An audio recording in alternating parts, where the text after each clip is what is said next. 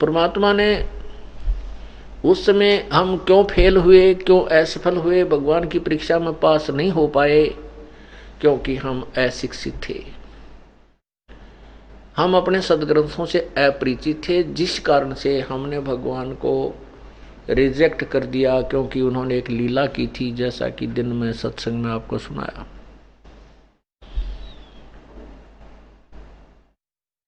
और अब जो वर्तमान में अब देखा आपने, वही लीला वही क्रिया अब रिपीट हुई, भले ही उसका प्रारूप दूसरा था। अब इससे हमें यह संतुष्टि हुई कि जिन्होंने सत्संग सुन रखा था वो फेल नहीं हुए, वो डगमग नहीं हुए। समाचार पत्र, मीडिया, इलेक्ट्रॉनिक मीडिया और ये समाचार पत्र वर्तमान में सबसे अधिक प्रभाव डालते हैं, और इलेक्ट्रॉनिक मीडिया ने भी झूठ बोलने में कसर नहीं छोड़ी, और इस समाचार पत्रों में भी कलम तोड़ दी झूठ बोलने की। लेकिन हमारे भगत टस से मस नहीं हुए। ये हमें लाभ हुआ, उन पहले वाले फाउल पॉइंटों को आपको बार बार बताया गया था कि ये काल ऐसे दाव लगाएगा। जो परमात्मा के विषय में कही गई थी कि बढ़ुआ बढ़ुआ सब कहें, कोई न जाने खोज, दास गरीब कबीर कर्म यो बांटे सर का बोझ। उस समय परमात्मा को भी सब गंदा, नीच, निकम्मा है, बढ़ुआ, ये ऐसे है, वैसा है, वैसा के पास जाता है, शराब पीता है। यार हालांकि वो तो लीला की थी सरेआम, तो उस और अब उससे भी बुरे से बुरे जो है ना शब्द इस दास के लिए प्रयोग किए गए। ऐसी बेहुदी बातें झूठी समाचार पत्रों में छाप देगी, क्योंकि समाचार पत्रों को आम व्यक्ति ये समझता है कि इसमें जो मीडिया में जो आता है ये सत्य है, लेकिन 100% झूठ बोला पूरे मीडिया ने। लेकिन परमात्मा के बच्चों का कुछ भी मनोबल ढीला नहीं हुआ, दूनी उमंग के साथ बढ़कर आए, क्योंकि वो परिचित हो चुके थे। ये लाभ हुआ हमें शिक्षा का, ये लाभ हुआ हमें अधिक सत्संग सुनने का। और अब ये ज्ञान पूरे विश्व में जाएगा।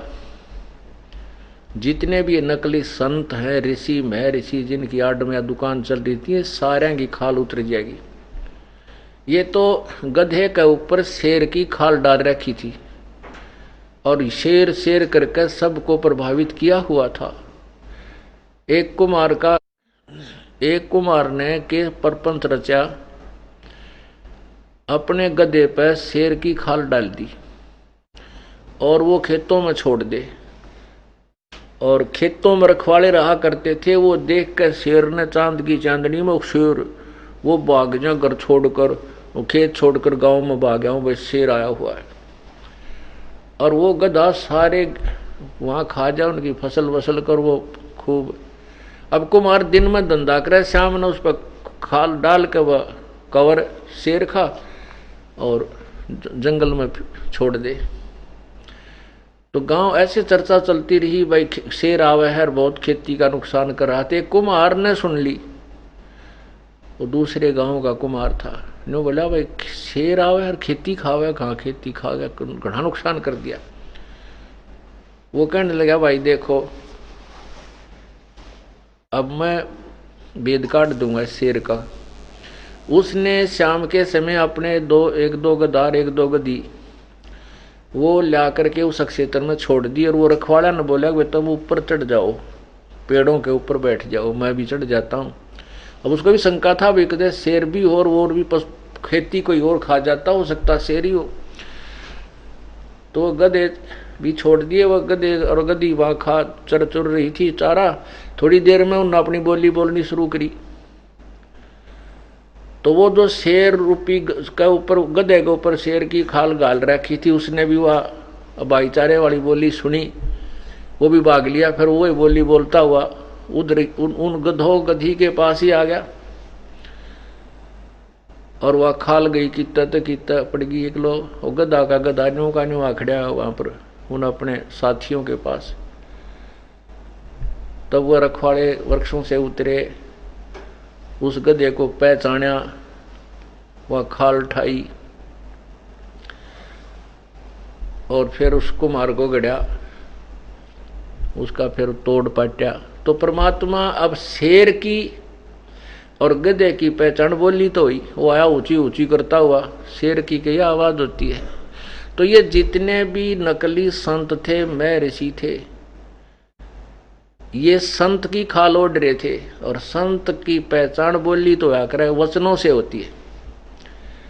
अब ये पहचान होगी इन सब की, या शेर वाली खाल उतार दी गई है। और जिसने ना गधा देखा ना शेर देखा, वो पहचान के करेगा। तो पहचान वही करेंगे जिनको चसक है, कसक है, जिनको भगवान चाहिए। आज कसर नहीं छोड़ी है भगवान ने, कति दूध और पानी छान कर न्यारा न्यारा कर दिया। और अब भी कोई नहीं समझेगा तो वो पशु के तुल्य है, वो मनुष्य है ही नहीं।